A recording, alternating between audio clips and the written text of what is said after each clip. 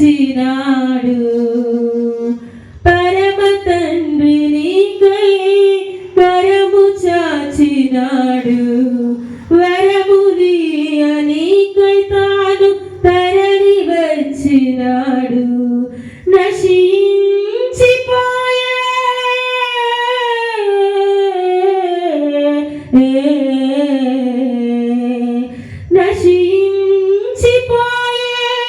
ఈ సమాజమంతా ఏమౌను ఒకసారి యోచించమంట. దేశమా ఇది న్యాయమా, ఒకసారి యోచించుమా.